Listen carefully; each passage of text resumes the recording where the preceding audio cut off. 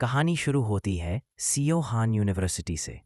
हमारा हीरो हन तैसू 23 साल का स्टूडेंट पूरे कैंपस में मशहूर है क्योंकि ये दूसरों की जगह क्लास अटेंड करने का मास्टर है, बिना एक भी सेशन मिस किए। 2 लड़कियां उसके पास आती हैं और फेवर मांगती हैं। तैसू कुछ नहीं बोलता, बस एक फ्लायर थमा देता है। फ्लायर पर लिखा है class attend 10,000 one, assignment 1,00,000 one और नोट एग्जाम क्रॉक्सी इलीगल है। लड़कियां हैरान, तुम पैसे लेते हो? तैसू स्माइल करता है, हाँ, पर पहली बार हो और यूनही ने भेजा है तो डिस्काउंट मिलेगा। लड़कियां खुश होकर मान जाती हैं। तैसू बस मुस्कुराता है, टाइम पर बताना, बाकी मुझ पर छोड़ दो। तभी पीछे से उसके 2 दोस्त आ जाते हैं। दोनों हंसते हुए बोलते हैं, भाई तू तो बड़ा बिजनेसमैन निकला। फिर दोनों पूछते हैं, वैसे हमारे लिए भी कुछ कर सकता है? तैसू कुछ नहीं बोलता, बस धीरे से वही फ्लायर उनके हाथ में थमा देता है। सीन कट होता है क्लासरूम में। प्रोफेसर अटेंडेंस ले रहा है और तैसू बिल्कुल बिना हिचके अपने दोस्तों के नाम पर भी प्रेजेंट बोल देता है, इतना स्मूथ कि किसी को शक भी नहीं होता। क्लास खत्म होते ही तैसू तुरंत उठता है और बाहर निकल जाता है। दोस्त उसे जाते हुए देखकर मजाक करते हैं, लगता है गर्लफ्रेंड से मिलने जा रहा है। फिर हंसते हुए खुद ही जवाब देते हैं, ना रे, ये पक्का अपने किसी पार्ट टाइम काम पर भाग रहा होगा। सीन बदलता है और अब तैसू की सोच दिखाई देती है। वो सोचता है कॉलेज स्टूडेंट्स के लिए जिनके पेरेंट्स मदद नहीं करते, हर पल की कीमत है। टाइम का सही इस्तेमाल करना ही जिंदगी बचाने जैसा है। फिर तैसू घर लौटता है और गोल्ड का प्राइस चेक करता है। नोट करता है कि गोल्ड का रेट बढ़ गया है। तैसू फोन चेक करता है और सोचता है, कल क्लास 11 बजे है, अगर 4 घंटे सो जाऊं तो 7 बजे तक गेम खेल सकता हूं। वो प्लान करता है कि अगर 1.5 बिलियन गोल्ड फार्म कर ले तो और पैसा कमा सकता है। लेकिन सबसे ज्यादा जो चीज उसे चाहिए वो है उसका गेमिंग टाइम। हल्के दिन में असाइनमेंट भी करते करते खेल लेता है। खिलाड़ी हैरान है कि तैसू ने कोई रियल मनी खर्च नहीं की, फिर भी भारी डैमेज दे रहा है। आपस में फुसफुसाते हैं, ये वही फेमस गोल्ड फार्मर है। तभी फॉलन पावर एंजल उसके सामने आता है और चिढ़ाता है। गुस्से में टाइप करता है, तेरे मम्मी पापा भी ऑड नंबर हैं क्या? किसने बोला हमारे गिल्ड एरिया में फार्म कर? अभी अच्छे से बोल रहा हूँ, निकल जा,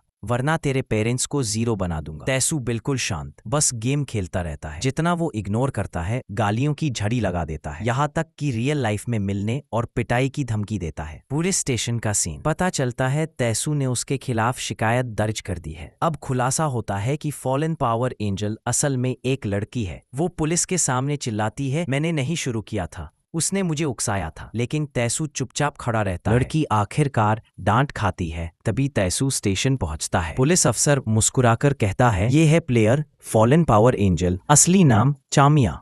जैसे ही चामिया तैसू को देखती है, दोनों वहीं रुक जाते हैं। आंखें मिलती हैं, पहचान की चिंगारी जल उठती है। चामिया हैरान होकर चिल्लाती है, ये सच में हान तैसू है? अफसर पूछता है, तुम दोनों एक दूसरे को जानते हो? चामिया बिना रुके बोल देती है, हाँ, ये मेरा एक्स बॉयफ्रेंड है। तैसू मन ही मन सोचता है, सच में ये वही है। 5 साल बाद फिर से आमने सामने। चामिया, वही स्कूल, वही क्लास। वो हमेशा चुप रहती थी, कोने में बैठकर किताबें पढ़ती, इतनी साधारण कि लोग उसे देखकर भी अनदेखा कर देते। तैसू उसके डेस्क पर एक पर्ची रखता है, आज शाम 4 बजे लाइब्रेरी में आना। वो हल्का सा हाथ हिलाकर मुस्कुराता है और निकल जाता है। चामिया पर्ची को सीने से लगाती है, हल्की सी मुस्कान उसके चेहरे पर। तैसू की ज्यादातर यादें अब धुंधली हो चुकी हैं, सिवाय उस एक दिन के जिस दिन उनका ब्रेकअप हुआ था।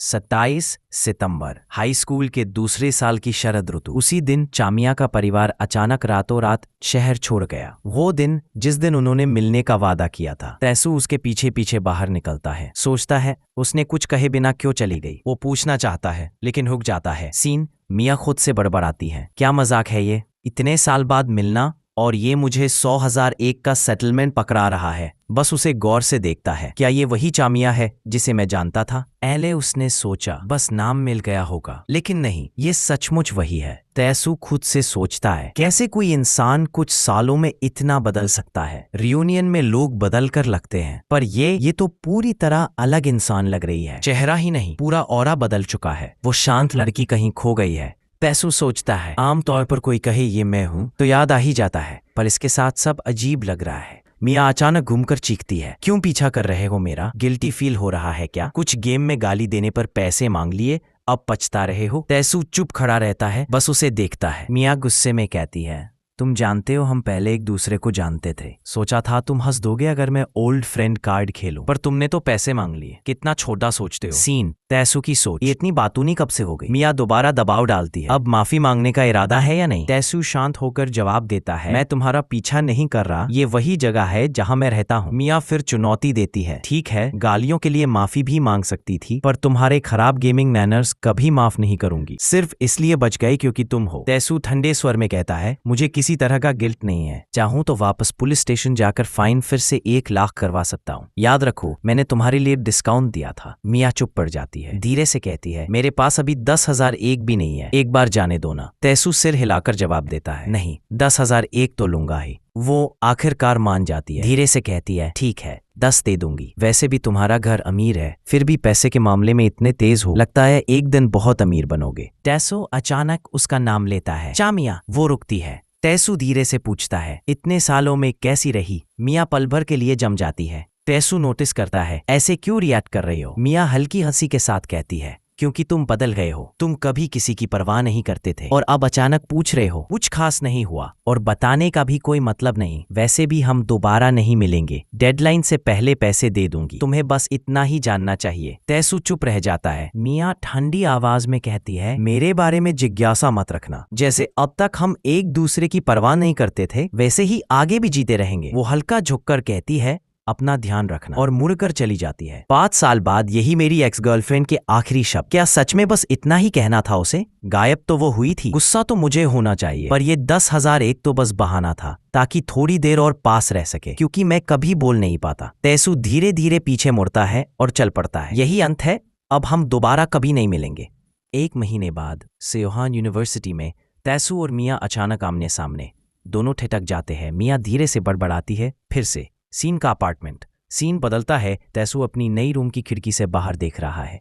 एक मूविंग ट्रक पास वाले घर के बाहर रुकता है। सोचा नहीं था कि कोई यहाँ जगह ले पाएगा। ये तो ऐसे है जैसे S क्लास आइटम मिल जाए। सेमेस्टर शुरू हुए 4 दिन हो चुके थे। यही एकमात्र रूम था जो कैंपस से 5 मिनट दूर 5 मिलियन वोन डिपॉजिट और 5 लाख वोन किराए में मिला था।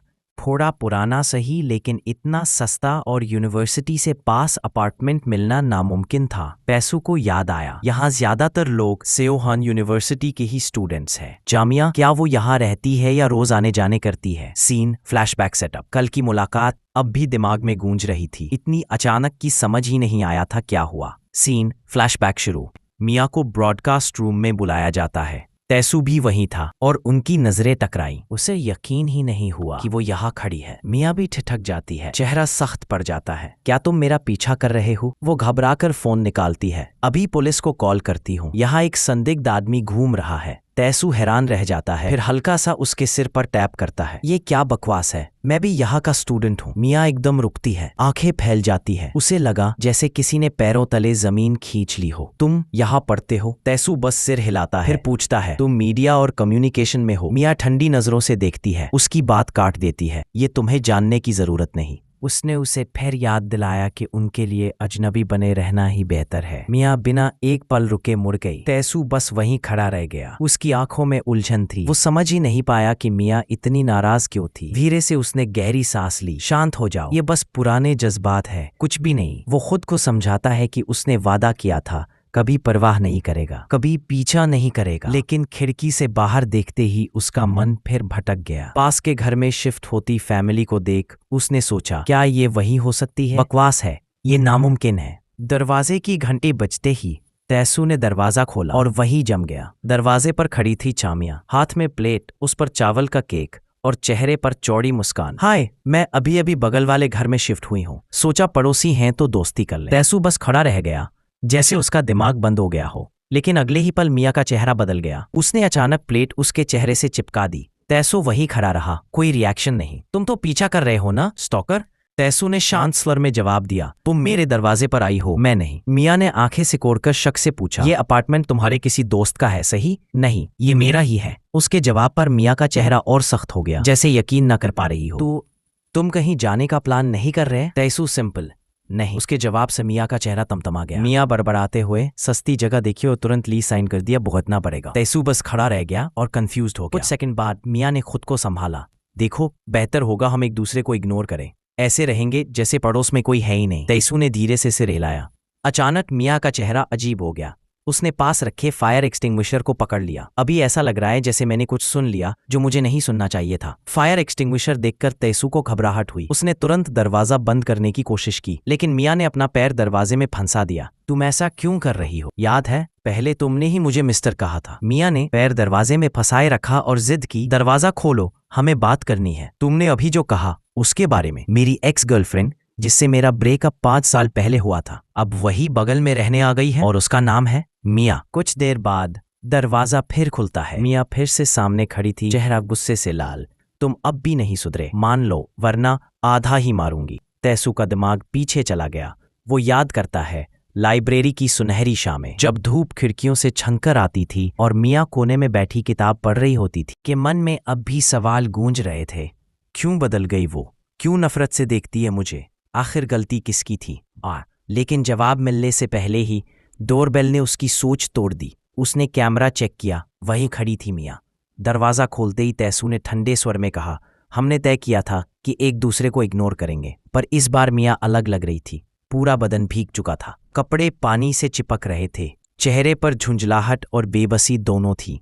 तुम्हें पाइपलाइन चेक करना आता है? पूरी फ्लोर में पानी भर गया है। तैसू कुछ पल सन्न खड़ा रहा। तैसू तुरंत बाहर आया और पाइप चेक करने लगा। लगता है ठंड से पाइप हट गया है, लैंडलॉर्ड को कॉल करो। मिया ने गहरी सांस ली। कॉल कर चुकी हूँ, कोई रिस्पॉन्स नहीं। फ्लोर पर पानी फैला हुआ था। मिया के गीले बाल चेहरे से चिपके थे और वह झुंझलाकर बड़बड़ाई, पहले दिन ही ये सब पता होता तो थोड़ा महंगा रूम ले लेती। तैसू चुपचाप उसे देखता रहा। उसके दिमाग में अतीत की याद तैर गई। वो दिन जब मिया ठंड से कांप रही थी और उसने अपनी जैकेट उसके कंधों पर डाल दी थी। अनजाने में उसकी नज़र मिया पर टिक गई। कुछ सेकंड बाद मिया ने उसकी नज़र महसूस की। तुम ऐसे क्यों घूर रहे हो? मैं घूर नहीं रहा था। मिया ने पास रखी रूम क्लीनिंग स्टिक उठाई और घूरते हुए बोली, झूठ मत बोलो। आंखों में आंखें डालकर देख रहे थे। अब बनो मत मासूम। तैसू की नज़र अनजाने में उसके गीले कपड़ों पर गई। उसका चेहरा और लाल हो गया। अरे वैसा कुछ नहीं था जैसा तुम सोच रही हो। अच्छा तो फिर क्या था? तैसू कुछ सेकंड चुप रहा, फिर घबराकर अचानक बोल पड़ा, मैं बस तुम्हारी फिक्र कर रहा था। मिया कुछ पल के लिए बिल्कुल चुप रह गई। उसकी आंखों में हल्का सा शौक, जैसे उसने उम्मीद ही न की हो। तैसू ने खुद को संभाला, फिर हल्के से उसकी कॉलर पकड़कर बोला, अंदर आओ, तुम्हें कुछ सूखा कपड़ा देता हूँ। मिया ने भौहें चढ़ाकर सवाल किया, तुम्हें क्या फर्क पड़ता है मैं भीगूं या नहीं? तैसू ने गहरी सांस लेते हुए जवाब दिया, क्योंकि अगर तुम ऐसे ही रहोगी तो सर्दी पकड़ लोगी। मिया का चेहरा लाल पड़ गया, गुस्से और शर्म दोनों से। अचानक उसने क्लीनिंग स्टिक से उसे हल्का सा मार दिया। मैं अपनी जगह पर रह लूंगी, तुम्हें दखल देने की जरूरत नहीं। तैसू पीछे हटता है, हाथ से अपने सिर को पकड़ते हुए। अरे मत घुमाओ, ये खतरनाक है। पर मिया फिर भी 2-3 बार और करती है, फिर धीरे धीरे रुक जाती है। थैंक यू, लेकिन अब से मैं तुम पर कोई एहसान नहीं छोड़ना चाहती। हम दोनों के बीच और कुछ नहीं होना चाहिए। वो अपनी रूम की तरफ बढ़ी, दरवाजे पर रुककर पीछे देखती है। तैसू ने हल्के स्वर में पूछा, पाइप बंद हो गया है, अब तुम ठीक रहोगी ना? मिया ने जवाब नहीं दिया। जैसे ही उसने कमरे में कदम रखा, ठंडी हवा से उसका पूरा शरीर कांप गया। तैसू ने गंभीरता से कहा, पाइप बंद है तो बॉयलर भी बंद रहेगा, हीटिंग नहीं चलेगा। मिया हल्का सा कांपी, लेकिन तुरंत ठुड्डी उठाकर बोली, तो क्या ये बस सर्दी है? डील करने में प्रो हूं। फिर हल्की लाज छिपाते हुए बोला, अगर चाहो तो मेरे कमरे में रह सकती हो, किराया बस 1101 वॉन प्रति घंटे, फेयर डील है। नहीं चाहिए तो भूल जाओ। मिया ने आंखें सिकोड़कर उसकी ओर देखा, फिर अचानक मुस्कुरा दी। मिया शरारती अंदाज में, एक कंडीशन और ऐड करूंगी। क्या कंडीशन? अगला शॉट तैसू अपने ही दरवाजे के बाहर खड़ा है, माथा पकड़कर खुद से बड़बड़ा रहा है। मिया ने दरवाजे पर पैसे थमाते हुए कहा, ये लो 3000 वॉन एक्स्ट्रा, शावर यूज करने का चार्ज। तैसू कुछ कह पाता उससे पहले ही वह अंदर चली गई। बाथरूम से पानी की आवाज आने लगी। उसने खुद से सोचा, कुछ देर पहले तक तो ये ऐसे गुस्से में थी जैसे मुझे देखकर आग लग गई हो, अब ऐसे बिन किसी गार्ड के यहाँ नहा रही है। वो अपने सीने पर हाथ रखता है। ये क्या है? ना एक्साइटमेंट, ना कोई खुशफहमी। ऐसा लग रहा है जैसे कोई बहुत जरूरी बात भूल रहा हूं। तभी अचानक दरवाजे पर आवाज आई। दरवाजा खोलते ही उसके 2 क्लासमेट खड़े थे, हाथ में ड्रिंक्स लिए, बड़े मस्त मूड में। वैसे तैसू, सुना है फ्लोर में पानी भर गया था, तू ठीक है ना? और तू तो 10 मिनट पहले ही आ गया था, प्लान तो थोड़ी देर बाद का था। इतना एक्साइटेड था पार्टी के लिए। अचानक याद आया कि आज की मीटिंग का उसने पूरा ख्याल ही नहीं रखा। उसने कुछ नहीं कहा। दोनों दोस्त खुद ही बातचीत करते रहे। यार जब सुना होटल में पानी भर गया है तो सोचा कहीं हमारा guardian of last train rides बंद ना हो जाए। वो जगह हमारी यादों का खजाना है, इसीलिए दौड़े चले आए। अरे ये देखो, उसने पड़ोस के कमरे की तरफ इशारा किया। वहां से हल्का सा पानी बह रहा था। लगता है पाइप फट गया है। वैसे ह्यून ने तो कहा था ये तेरा रूम है। हाँ, ह्यून तो बहुत टेंशन में था, इसीलिए हम दोनों भागे आए। यह सुनकर और मिया के कमरे की ओर एक नजर डालते ही उसके दिमाग में सबसे बुरा ख्याल आया। अगर ये लोग अचानक अंदर आ गए और देख लिया कि मिया उसके कमरे में है तो मामला गड़बड़ हो जाएगा। कोई ना कोई गलतफहमी जरूर खड़ी होगी। इसी डर से तैसू ने तुरंत सुझाव दिया, क्यों ना आज बाहर चलकर पीते हैं। उसने घबराहट छुपाते हुए समझाया कि उसका अपार्टमेंट तो अभी पूरी तरह गड़बड़ है। पानी फैला है, इसलिए वो उन्हें ट्रीट देगा। उसके क्लासमेट्स हैरानी से उसे देखने लगे। तू हमें ट्रीट देगा? ये तो पहली बार हो रहा है। वाह, बाढ़ ने तुझे बदल डाला। दोस्त अपने दिमाग में योजना बनाने लगे कि तैसू के पैसे से क्या क्या खरीदेंगे और जाने ही वाले थे कि तभी मिया उसके कमरे से बाहर आई। वो बोलती हुई आई, शावर खत्म हो गया। तैसू डर से वहीं ठहर गया। मिया ने उसके क्लासमेट्स को देखा और जिज्ञासु होकर पूछा, ये लोग कौन है? उसके क्लासमेट्स के चेहरे पर हैरानी साफ थी। इतनी खूबसूरत लड़की, वो भी तैसू के कमरे से नहाकर निकल रही थी। दोनों एकदम चुप हो गए। ठीक वही सिचुएशन हो गई जिससे तैसू डर रहा था। अगले ही पल दोनों ने तैसू को पकड़ लिया। ये क्या चल रहा है यहाँ? इतनी सुंदर लड़की तेरे कमरे से, और वो भी शावर के बाद। तूने इस मासूम लड़की को बहकाया है क्या? तू तो बाहर से शरीफ बनता है। घबराते हुए तैसू ने जल्दी से मिया के कंधे पर हाथ रखा और कहा, ये मेरी छोटी बहन है, मेरी असली बहन। मिया खुद इस अचानक झूठ सुनकर हैरान रह गई, लेकिन उसके क्लासमेट्स ने उस पर विश्वास नहीं किया। वे चिल्लाए, इतनी खूबसूरत और स्टाइलिश लड़की किसी ऐसे झुग्गी झोपड़ी जैसे इंसान की बहन हो सकती है? मिया से फुसफुसाता है, अगर ज्यादा परेशानी नहीं चाहिए तो बस साथ चलो। ये लोग मेरे सीनियर्स हैं, इसलिए ये झूठ बिल्कुल भरोसेमंद लगेगा। मिया हिचकिचाते हुए भी मान जाती है और कहती है, हाँ, मैं उसकी बहन हूँ। उसकी प्यारी मुस्कान देखते ही क्लासमेट्स उसका दिल जीत लेते हैं। तभी एक जोरदार धमाका और हंसी के साथ एक और लड़की आती है। वो चिढ़ाते हुए पूछती है, ये सब मुझे कैसे नहीं पता चला? क्लासमेट्स और भी ज्यादा हैरान होते हैं। लड़की और आगे पूछती है, असल में तुम्हारा रिश्ता क्या है? फिर पता चलता है ये है ना हयून, 21 साल की, तैसू के होम टाउन की जूनियर, जो उसे 10 साल से सीक्रेटली पसंद करती थी। अगली सुबह यूनिवर्सिटी का सीन कट होता है। हयून तैसू को घेर लेती है, गुस्से में पूछती है, तूने सच में बना लिया कि वो तेरी छोटी बहन है, बस मुसीबत टालने के लिए? तैसू शांत होकर जवाब देता है, हाँ, मैं सच कह रहा हूँ। हयून और दबाव डालती है, कुछ हुआ तो नहीं ना उसके साथ? पक्का सच बोल रहा है? तैसू कूल अंदाज में रिप्लाई करता है, नहीं, कुछ नहीं हुआ। पास के स्टूडेंट्स फुसफुसाते हैं, क्या ये दोनों साथ हैं? शायद डेट कर रहे हैं। तैसू की सोच पिछले दिन के पाइप फटने वाले ड्रामे पर चली जाती है, जिसे मकान मालिक ने संभाल लिया था। हयून मन ही मन मानती है कि तैसू उससे झूठ नहीं बोलेगा। तैसू चुपचाप सोचता है, ये सिर्फ यूनिवर्सिटी जूनियर नहीं, मेरी बचपन की दोस्त है। हयून भी खुद से बुदबुदाती है, अगर ये मानी या योंग हिन होता तो शायद शक करती, लेकिन तैसू पर शक नहीं कर सकती। आखिर मैंने इसे बचपन से जाना है। नरेशन में फ्लैशबैक चलता है। हयून 3 भाई और 1 बहन में सबसे छोटी। उनका पूरा परिवार ताइक्वांडो स्टूडियो चलाता था। वो भले ही नन्ही थी, लेकिन यूं में नेचुरली गिफ्टेड। 6ठी क्लास तक पहुंचते पहुंचते वो लोकल लीजेंड बन गई थी। लोग उसे बुलाने लगे ग्वांगजिंग डोंग की पागल चिहुआ हुआ, जिसे शॉर्ट में कहते थे दोची। दोनों स्टूडेंट काउंसिल रूम की तरफ चलते हैं। हयून आखिरकार गंभीर होकर पूछती है, उस लड़की का क्या? वो तो साफ चामिया ही थी। तैसू भौहें चढ़ाता है, तू क्यों पूछ रही है? हयून धीमे स्वर में समझाती है, वो बहुत बदल चुकी है। उसका शरीर, उसकी वाइब, सब कुछ। लग ही नहीं रहा कि ये वही लड़की है। तैसू कंधे उचकाता है, शायद तब वो अभी ग्रो कर रही थी। लेकिन हयून मानती नहीं, शक्ल मिलती है, आवाज भी, पर जैसे कोई बिल्कुल अलग इंसान हो। और सबसे बड़ा सवाल, वो बिना बताए अचानक गायब क्यों हो गई, और अब इतनी देर बाद क्यों लौटी? तूने कितना झेला उसकी वजह से? तभी दरवाजा खुलता है। अंदर आती है सोंग ह्यू, 24 साल की। वो न सिर्फ पब्लिक एडमिनिस्ट्रेशन की स्टूडेंट काउंसिल प्रेसिडेंट थी, बल्कि वही लड़की जिस पर तैसू का सीक्रेट क्रश था। ह्यू मुस्कुराते हुए कहती है, गुड मॉर्निंग हयन। तैसू, काउंसिल में न होते हुए भी इतनी जल्दी आकर मदद करने के लिए थैंक यू। कल डिपार्टमेंट एम्प्टी है और हमारे पास लोग कम हैं।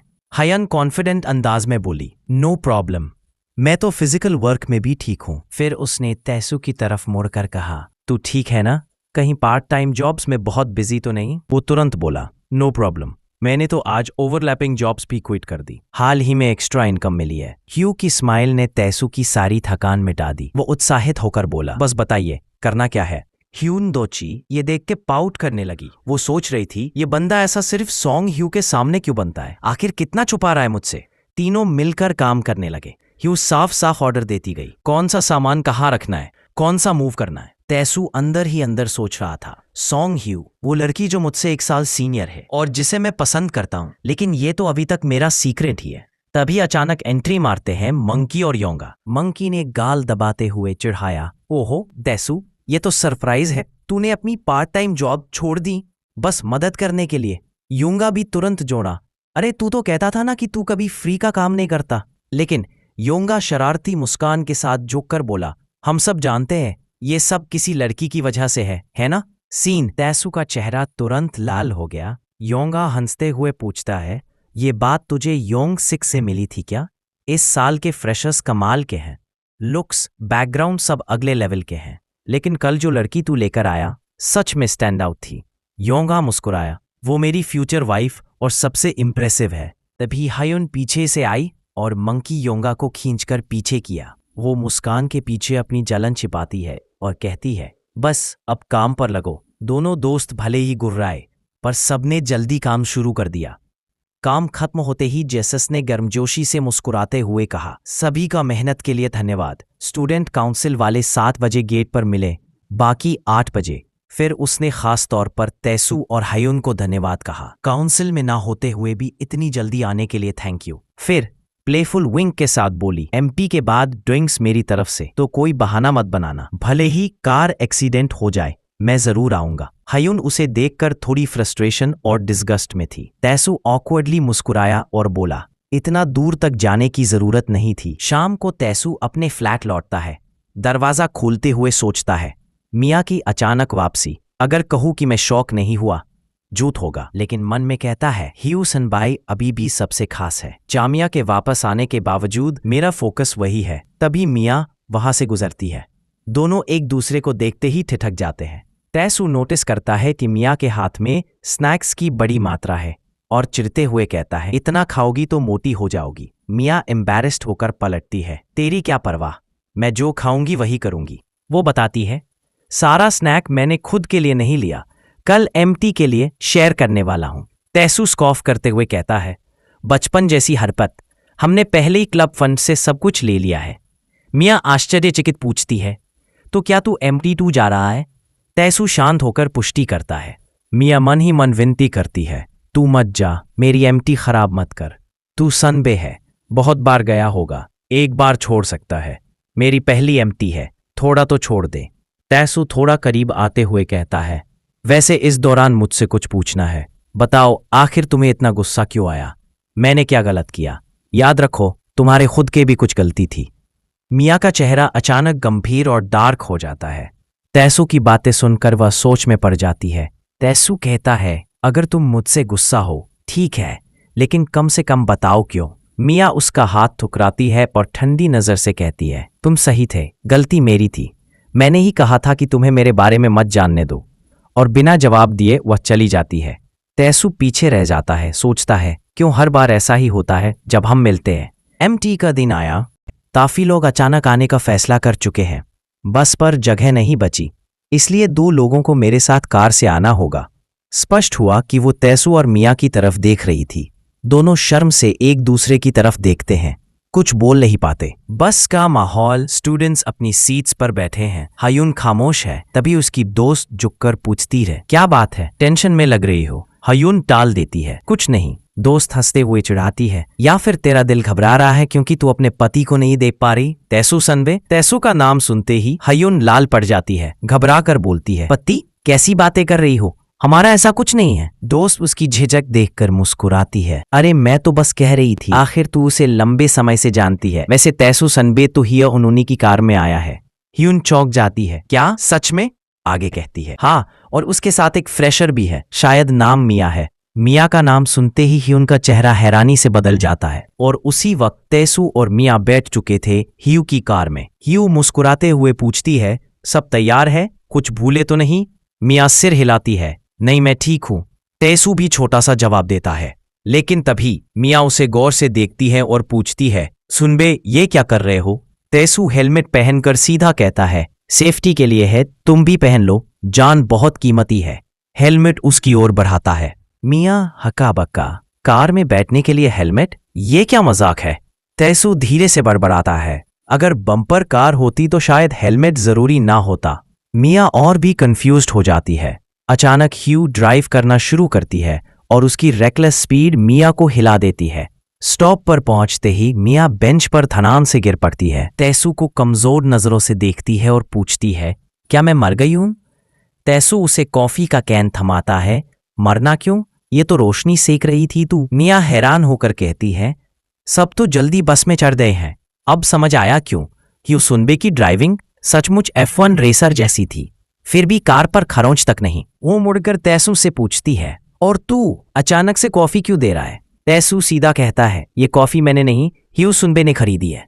सच? तो उससे जाकर थैंक यू बोल देना। वैसे भी मुझे कॉफी पसंद नहीं। तैसू हैरान, क्या सच में तू कॉफी नहीं पीती? उसके दिमाग में फ्लैशबैक चलता है जब मिया उसके लाए हुए कॉफी को बिना हिचक गटक जाती थी। वो बुदबुदाता है, अजीब है, मुझे लगा तुझे बहुत पसंद है। पार्क में हम साथ बैठकर हमेशा पीते थे। शायद तू किसी और से मिला रहा है, या हो सकता है तब मुझे अच्छा लगता हो, लेकिन अब मुझे वो सब याद नहीं। वो खड़ी होकर गंभीर नजरों से देखती है।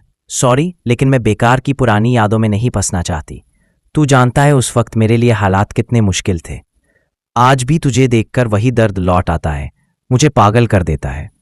थोड़ा रुककर मिया धीरे से जोड़ती है, फिर भी किस्मत देख, हम एक ही कॉलेज में, एक ही डिपार्टमेंट में, और अब तो पड़ोसी बनकर जी रहे हैं। मैं तुझसे ये नहीं कहूंगी कि मुझे बिल्कुल अजनबी समझ, लेकिन बस मुझे एक नॉर्मल जूनियर की तरह ट्रीट कर। अब तक की हर कठोर बात के लिए माफी मांगती हूँ। उतना कहकर मिया पीछे मुड़कर चली जाती है। तैसू वहीं बैठा रह जाता है, मन ही मन सोचते हुए, ये तो साफ रिजेक्शन था। वो पुरानी मिया अब नहीं रही। काश उस दिन उसने कहा होता कि वो मुझे पहचानती ही नहीं। तभी अचानक एक प्यारी सी आवाज आती है, तू यहाँ अकेला क्या कर रहा है? तैसू चौंक कर देखता है। हीसू उसके सामने खड़ी है। वो जल्दी से संभलकर जवाब देता है, कुछ नहीं, बस बादल देख रहा था। हीसू हैरानी से सिर टेढ़ा करती है, बादल देखने में मजा आता है?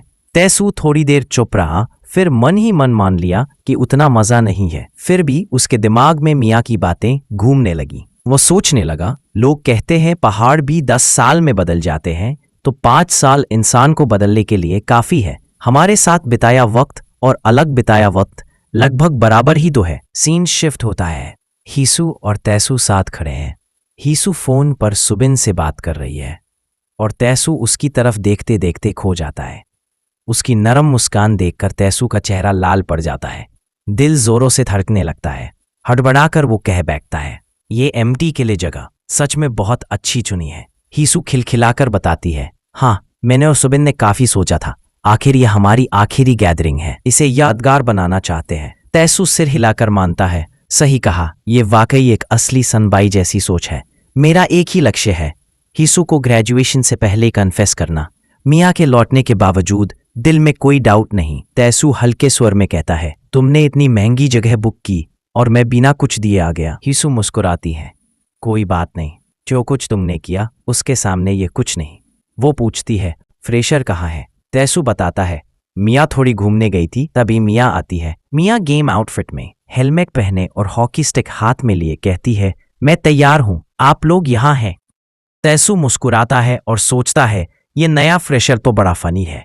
ह्यू तैसू की तरफ देखकर पूछती है, तुम्हारी ड्राइविंग सच में इतनी डरावनी है? तैसू बिना हिचकिचाए हेलमेट पहनता है और कहता है, डरावनी? बिल्कुल नहीं। हीसू थोड़ी फिक्रमंद होकर पूछती है, सच में इतना आसान है? कट टू मिया मुश्किल हालत में, चारों तरफ लड़कियां जमा। एक ने बताया, मिया इस साल की अनलकी पैसेंजर थी ह्यू सनबाई की राइड में, शायद सिर्फ तैसू ही इससे बचेगा। तभी तैसू के कंधे पर हल्का टैप। अचानक अपनी कंधे की तरफ मुड़ा। वहां एक लड़की खड़ी थी, मुस्कुराते हुए पूछ रही थी, क्या आपके पास थोड़ी देर है? ये नई फ्रेशमैन थी, शिन दाबिन, 20 साल की, जो अभी अभी यूनिवर्सिटी में शामिल हुई थी। सीन फिर आगे बढ़ा। जू सबके सामने खड़ी हुई, बड़ी प्यारी सी मुस्कान के साथ, और बोली, इस साल का फ्रेशमैन ओरिएंटेशन ऑफिशियली खत्म हुआ। उसने सबको बताया कि अगला हिस्सा है एक कैजुअल हैंगआउट ड्रिंक्स के साथ। उसने समझाया कि ऑर्गेनाइजर्स ने सबको पहले ही ग्रुप्स में बांट दिया है। हर ग्रुप में 6 लोग होंगे, फ्रेशमैन और अपर एयरमैन मिलाकर, ताकि सब आराम से बात कर सके और एंजॉय कर सके। हिस्सू अपने हाथ को ऊंचा उठाती है और जोर से चीयर्स के लिए बुलाती है, माइटी मेडिक के नाम। सब अपने कप उठाकर एक साथ चिल्लाने लगते हैं।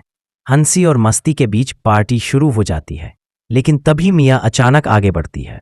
थोड़ी हिचकिचाहट के साथ वो पूछती है, मिया पूछती है, क्या मैं अपना ग्रुप बदल सकती हूँ? पास खड़ा तैसू तुरंत जवाब देता है, चेंज केवल हर घंटे में एक बार ही होता है। तैसू चुपचाप सोचता है, ये ग्रुपिंग इतनी अजीब कैसे हुई? हमारी टीम में लड़कियों की संख्या बहुत ज्यादा है। हॉल के पार कुछ लड़के तैसू को घूर रहे हैं। उनकी आंखों में जलन साफ झलकती है। वे चुपचाप गुस्सा निकालते हैं। सारे अच्छे लड़कियों वाले ग्रुप तैसू के आसपास कैसे हैं? ये अनचाहा अटेंशन उसे परेशान कर रहा है। तभी डाबिन अपने जूस का कप उठाती है, तैसू के कप को हल्के से टैप करती है, प्लेफुल विंक देती है और करीब झुकती है। हयन ने ये देखा और उसके चेहरे पर जलन की झलक। उसने भी अपना ड्रिंक उठाया और स्टिफ चीयर्स के साथ शामिल हो गई। अब तैसू फंस गया दोनों लड़कियों के बीच। तैसू का ध्यान, उसकी नजरें मिया पर जाती है, जो ड्रिंक पी रही है। मिया पूछती है, हमको हर बार चीयर्स बोलना जरूरी है? तैसू मुस्कुराते हुए जवाब देता है, असल में इतना जरूरी नहीं। लेकिन जब उसने घूंट लिया तो खुद से मान लिया कि इस एमटी मॉर्निंग मिसिंग टर्न का हाल ही में थोड़ा थकाऊ लगने लगा है। इस साल का एमपी बाकी सालों की तुलना में कहीं ज्यादा लोगों ने अटेंड किया था। वजह सीधी थी, 3 फ्रेशमैन इन्फ्लुएंसर्स, शिन डाबिन, हा युनजी और डू यान वू। हा युनजी एक स्टडी व्लॉगर और लाइव स्ट्रीमर थी। उसने 9वीं क्लास से स्ट्रीमिंग शुरू की थी और करीब 40,000 सब्सक्राइबर बना लिए थे। डू यान वू, जिसने एग्जाम दोबारा देने के बाद यूनिवर्सिटी ज्वाइन की थी, एक हॉरर रेडियो चैनल चलाती थी। उसकी फीकी सुंदर त्वचा और हसीली आवाज ने उसे उस निच में अलग बना दिया। और शिन दाबिन के बारे में केसू को एहसास हुआ कि उसे उसके बारे में ज्यादा पता नहीं था। जिज्ञासु होकर उसने पूछा।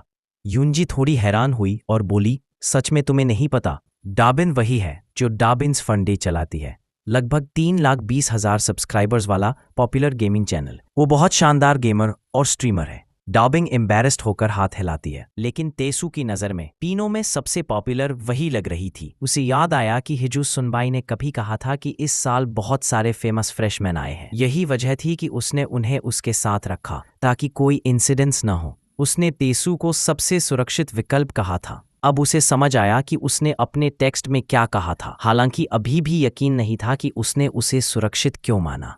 डाबिन कैजुअली पूछती है, तैसू तुम गेम्स खेलते हो? तैसू जवाब देता है, हाँ कभी कभी। ऐसू ने देखा हॉल में कुछ लड़के उसे घूर रहे हैं। उनकी जलन समझ आई। यही कारण था कि इतने लोग एमटी में आना चाहते थे। वो बताती है, मैं इसे एलिमेंट्री स्कूल से खेल रही हूँ। वो पूछती है, तू किस सर्वर पर है? तैसू जवाब देता है, समडक सर्वर। डाबिन की आंखें और चमक उठी, यही मेरा सर्वर भी है। तैसू हैरान होकर मिया की तरफ देखता है, और तू भी इसी सर्वर पर खेलती थी? मिया एकदम से जड़ हो गई, जल्दी से जूस का गिलास खाली कर दिया और नर्वस होकर हकलाने लगी। फिर उसने अनजान बनने की कोशिश की और बोली, क्या तुम गूब सर्विंग की बात कर रहे हो, जैसे किसी रेस्टोरेंट में वर्क करना? तभी डाबिन ने उनके सर्वर की एक खास बात बताई। उसने कहा, वहां एक बदनाम गोल्ड फार्मर था, हन योंग दोंग हान तैसू, और उसका नाम बिल्कुल तुम्हारे जैसा ही था। तैसू ने सीधा मान लिया, हाँ वो मैं ही था। डाबिन कुछ देर तक उसे देखती रही, फिर अचानक उठी और बोली, मैं वॉशरूम जा रही हूँ। बाथरूम में हाथ धोते हुए, मुझे शुरू से शक था। वेलकम पार्टी में जब मैंने हन योंग दोंग हू नाम सुना तभी दिल में लगा था, अब तो पक्का हो गया। पास ही खड़ी डू यान वू ने सुन लिया। उसने हंसते हुए कहा,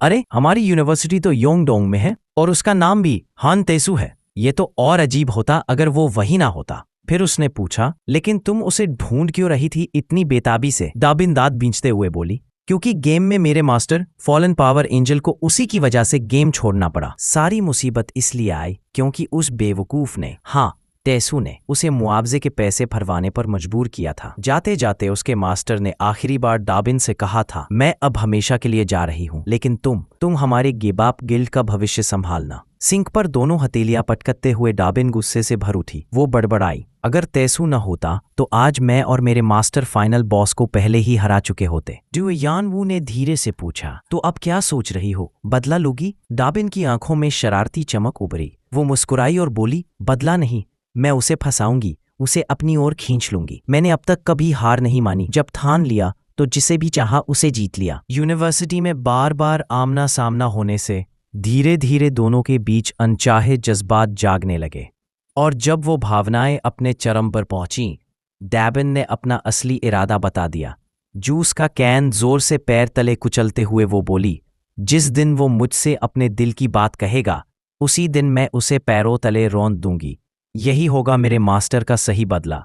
यान वू ने उसे देख मुस्कुराते हुए छेड़ा, तेरा दिमाग तो फूलों के बगीचे जैसा है। दोनों बाथरूम से बाहर निकली। ठंडी हवा के झोंके से डाबिन कांप उठी। उसने बड़बड़ाते हुए कहा, हद है, इतने लोगों के लिए सिर्फ 2 बाथरूम, और बाहर वाले का तो सोचना भी मत इस ठंड में। वो अभी शिकायत कर ही रही थी कि अचानक किसी से टकरा गई। चौंक कर ऊपर देखा, सामने 3 बड़े ठिगने आदमी खड़े थे। वो तीनों लड़के उसे ऊपर से नीचे तक देखते हुए बोले, ये तो कितनी क्यूट है, और हाँ, हमने इसे पहले भी कहीं देखा है। डाबिन का दिल जोर से धड़क उठा। उसे लगा जैसे अगले ही पल सब गड़बड़ होने वाला है। लेकिन तभी सीन कट होता है। यान वू तेजी से वहां पहुंचती है और बताती है कि जिनके बीच डाबिन फंसी है वो और कोई नहीं बल्कि यूनिवर्सिटी रेसलिंग टीम के मेंबर हैं। मगर जो डर का पल लग रहा था वो अचानक बदल गया। मुसीबत की जगह वहां माहौल एक फैन साइनिंग इवेंट में बदल गया। रेसलिंग टीम के लड़के उसके ऑटोग्राफ के लिए लाइन में खड़े हो गए। किसी ने हंसकर कहा, ये सच में प्रॉब्लम है क्या? बाकी स्टूडेंट्स ये सुनकर और भी एक्साइटेड हो गए। सब चिल्लाने लगे, डाबिन का फैन साइनिंग इवेंट चल रहा है।